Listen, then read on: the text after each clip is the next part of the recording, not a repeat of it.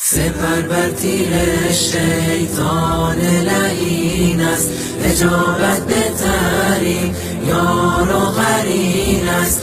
مشو یک لحظه غافل خواهر من، که چشم خائنان اندر کمین است. نگر در سوره های نور و احزاب، که حکم خالق یزدان چنین است. زنی خوشبخت می گردد که راهش مسیر امهات المؤمنین است. سپر بر تیر شیطان لعین است، اجابت بهترین یار و قرین است.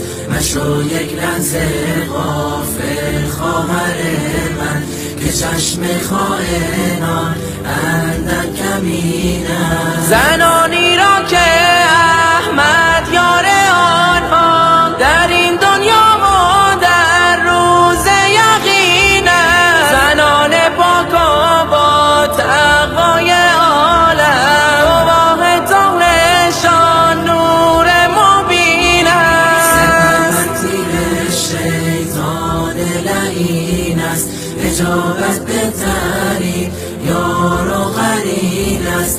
مشو یک لحظه غافل خواهر من، که چشم خائنان اندر کمین است. همان اسوه زن در حجابند، زنی که تابع اسلام و دین است. تو هم خواهر اگر دوری از ایشان، بیا برگرد راه چاره همین است. سپر بر تیر شیطان لعین است، اجابت بهترین یار و قرین است.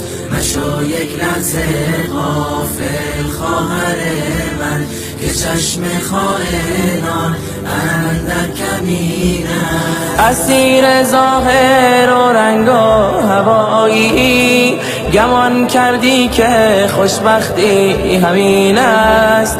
خوشی و لذت پوچ گناهان، تقاص و سختیش زیر زمین است. خوشی و لذت پوچ گناهان، تقاص و سختیش زیر زمین است. سپر بر تیر شیطان لعین است، اجابت بهترین یار و قرین است.